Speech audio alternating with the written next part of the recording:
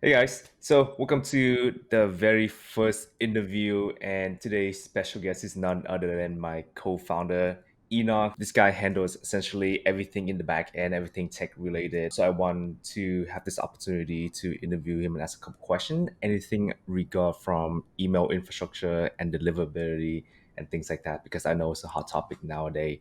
Before we dive into it though, Enoch, you want to give one or two sentences kind of introducing yourself? Yeah, for sure. So, me and Wesley worked together. I'm one of the co-founders of SciMate.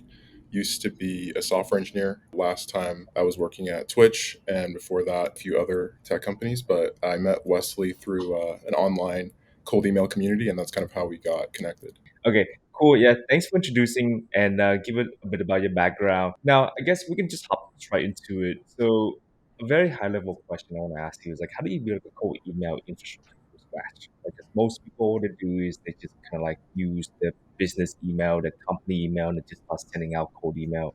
And as we all know, that might not be the best practice. So, if you have to start from scratch, like, what would you do to build a cold email? Yeah, I would say firstly, just don't send emails from your primary domain. I think most people know that these days, but if you want to send a high volume of cold emails, then you're going to want to set up multiple secondary domains, right? Because enough people are marking your emails that you're sending from your main domain as spam, then Mm, you're just going to have a terrible time because now that even the emails you start sending to customers are going to land in spam. So a lot of the mm, times, even your Calendly invite is going to go to spam, and that's just terrible. So I would say the best practice these days is to have diversity. So that'd be split between Google, Outlook, and maybe another SMTP provider if you're curious. So for most people, it's not very hard, not a very high ROI task to set up these domains and inboxes manually, just because there's so many different small steps that you can get wrong.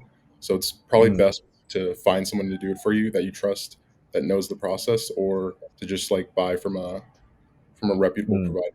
Yeah. Gotcha. So for those who are very like unaware of it, tell me a bit about like what is SMTP? Yeah, so SMTP is basically like a third party email provider. They Mm, basically have their own email server and they're kind of offering that to you. So there's a few different options that you can go with. Stuff like, I guess the more reputable ones are like MailReef or Mission Inbox. So yeah, the nice thing about using them is that you can kind of generate hundreds of mailboxes in a few minutes and they're pretty cheap as well. But just make sure that you're using a reputable company. that's right. Like I most of the clients that like I've been talking to, like even like on the first call that they meet with me, they always say things like, "Yeah, we're still running cold email from our domain." So I guess like that. I always say, I'm like, look, like if this one thing you get out of this conversation, start making secondary domains and doing that instead of your primary. So thanks for touch point on some of that.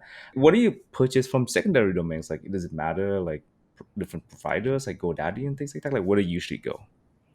Yeah, I know a lot of people who do cold email, they like to use stuff like pork bun, but typically we haven't found much issue with using really well-known ones like GoDaddy and Cloudflare. I'd probably recommend using Cloudflare just because they Mm, have a pretty good domain reputation from what I hear. mm. And yeah, just don't get too fancy with it. Just keep it simple. Use GoDaddy or Cloudflare or whatever. The meta is like always changing, which is kind of annoying. But yeah, for now, I would say Cloudflare. Mm, nice, nice. What about those? I guess like I also hear people talk about like Namecheap and things like that too. Would you recommend like using those like cheaper sort of domain purchases? Yeah, from what I understand, Namecheap is a no go, even though it's way cheaper to buy a domain. Mm, Just avoid that. yeah. Okay.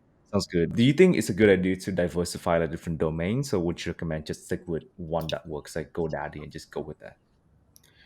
Yeah, if you want to be like super micro optimized type of person, then yeah, you should buy from multiple different domain providers and just test which one works best. But honestly, we haven't seen much of a difference. So just Mm, go with like one provider that you think makes sense. gotcha, gotcha. So just stick with the big boys, right? And then Yeah. avoid like the ones that nobody's using, like Namecheap and things like that. Cool. Those are good advices. Yeah. So tell me a bit about like what are some general ways to just like avoid landing in a spam folder in general? Like I know there's a lot of like best practices and things like that, but maybe give you like the top five that you should be focusing on. For sure. I don't know if this is my fault, but I heard like the last thing you said, like top five things. Okay, so what are a couple ways that you know to avoid landing in spam folders? Like, and I know people talk a lot about like best practices and things like that. So could you touch a few could you walk us through like a few points that you have? Yeah, number one is please run your email copy through a spam word checker, like the Mm, one that Mail Meteor has for free. And I would say don't send too high of a volume these days. We mm, used to send like 25 cold and then 25 warm per day, but now it's like 10 cold, 10 warm. So yeah, try mm, to keep your account sending less than 20 emails a day. And then last thing, kind of obvious, but run your list through an email validation tool. So we like mm, to use Million Verifier and also Bounce Ban. But mm. Those are the good if you ones. Yeah. start getting a high bounce rate, you're just going to kill your inboxes really, really fast. And we saw that Mm. like pretty recently, right? Yeah, gotcha, gotcha. So what are some of the like spam words that you're trying to avoid that you see a lot of people like using in a cold email, and like what is some alternative of those words? Yeah. So well, I think a lot of people still like to put like dollar signs in their email, Yeah. but I would just say that's kind of a big one. Just don't put the dollar sign. I think people can still get the gist of what you're saying. Also, people like to say things like cost or things like some words like I think Sales. even trial is like a considered a spam word, which is really weird. But Oh. there are like some words Mm, that you I would say you can put in the email even if it's flagged as spam, but just like be kind of more mm. proactive about it. Yeah, yeah, gotcha. Like I know that even if you put them through like mail meters and things like that, like AI now they can actually detect like a code, like a sales email, so a voice saying things like what Enoch saying, right? Like cost, sales and things like that. What are some alternatives then if you can't put it into the email? Oh, I guess you could use like a synonym finder, or you could just ask ChatGPT to come up with like alternative phrasing. Oh yeah, also I guess one thing that a lot of people, or I guess one thing that a lot of our clients do is in the signature they put their title, and a lot of times it's like head of sales or head of Mm, marketing, and yep, technically sales and marketing is like a little bit of a spam word. So if you can rephrase it like head of business development or head of growth or yeah. something like that, then it might help. Yep. I like doing that. Every time someone say, "Hey, we're head of sales of like this company," I was like, "All right, we're gonna change the title for a little bit, put them at head of growth, things like that." Yeah, the dollar sign thing too. Instead of like dollar sign $1,000, you can always do like 1,000 like USD. That's like something that I would do. Yeah, so I mean, those are good tips. Talk to us a little bit about warm up. Like, what exactly is warm up? Yeah, so warm up is like a process that someone developed where you're you're entering your email into a warm up pool, and then all of these email accounts are sending random AI generated emails to each other to kind of Mm, simulate I guess a real person. the real conversation. Yeah. Yeah, yeah. There's been like some debate about whether or not it's actually effective, but from what we can tell, it really does make a difference. So we're just going to stick to that until Mm. it's proven otherwise. Yeah, so what is good like strategy for warm up? Like I know there's a bunch of settings and things like that, but do you recommend like one that everyone can follow?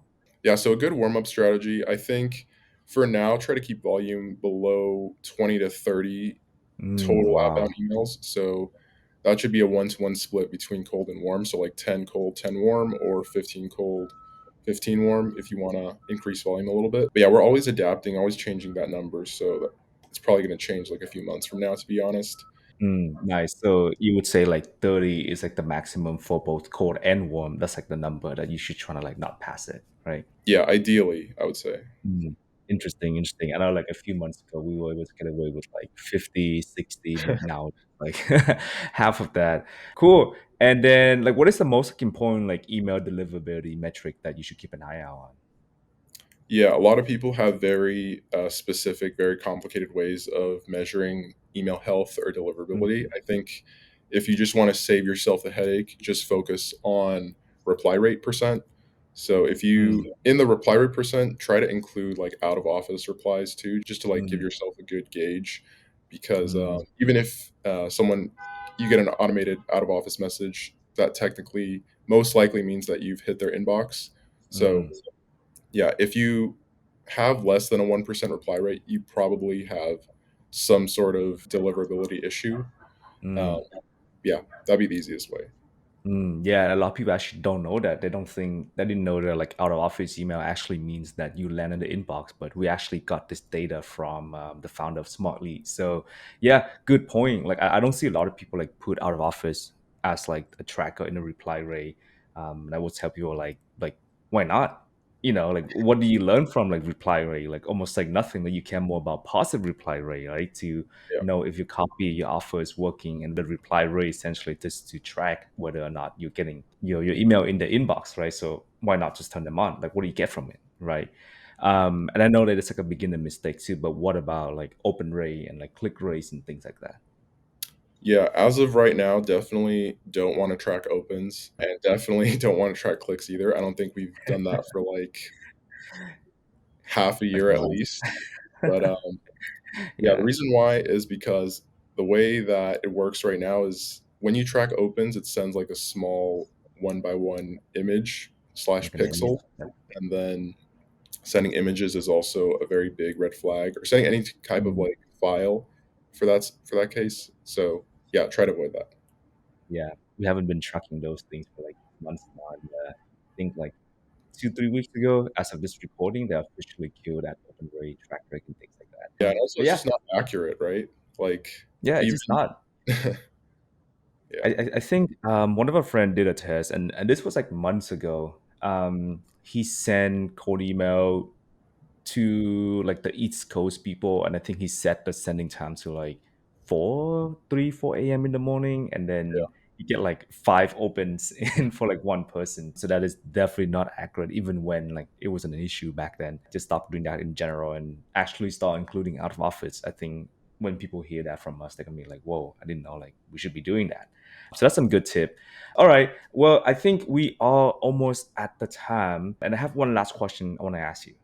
So, what are some examples of the most successful cold email campaigns that you work on or seen, right? And why do you think they're success? Walk us through like a high overview on what did you do to make it a successful campaign.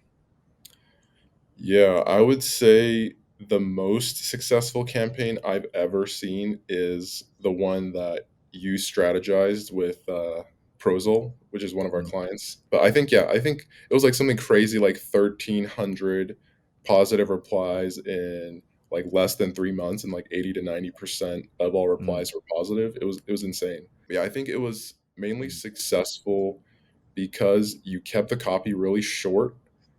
You left a little room for prospects to kind of be curious, and you didn't drop like a million features like, this is what we do, this is how we do it. You left mm, stuff to the imagination, and you also framed their offer so that it was relevant to every sub niche that we're targeting, right? mm. Like every Yeah. sub niche had their own specific lead magnet, had their own specific call to action. And yeah, I Mm. think that takes a lot of time. And I'd say most people probably aren't willing to go that extra step. So yeah. Yeah, that's one of my favorite campaign too, and even the deliverability was like really solid for that one too. So I guess like the lesson learned was we diversify with a bunch of like different private servers and domains and inboxes and things like that. And at the end of I think we're at like 3 months working with them now. At this point, I think every single email still have good deliverability. So that kind of showed that aside from all the tech stuff in the back end, aside from all that stuff, your copy and your offer like matters too. Like if a bunch of people don't reply to you, a bunch of people put you in spam, no matter what you do in the back end, like it's still gonna hurt your reputation, like your domain reputation and things like that. So that kind of show that yes, like your copywriting, your targeting and things like that does help with deliverability too. Wouldn't you agree? Yeah, for sure. Getting positive replies to your emails, it does like Hmm. amazing stuff for deliverability. It's actually Yep. crazy, like how much longer the emails live in terms of like domain health when you Hmm. get like tons of positive responses every single day. Um, Yep. yeah, it's huge. Yep. All right. Well, I think that's all we have for today. Thank you again, Enoch, for being my first guest in the little interview. We have a bunch of other guests that are coming up, and I'm super excited to just kind of interview them and talk about a topic. But thank you so much for walking us through like what's to do for infrastructure, deliverability, and things like that. If you haven't sent cold mail before, listen to this interview, know how to set up the basic first, and then you can focus on the other stuff later. As always, give us a follow if you want to work with us. I have the link in here somewhere. Go to our website, and yeah, see you guys soon. Thanks, Awesome. Enoch. Appreciate it.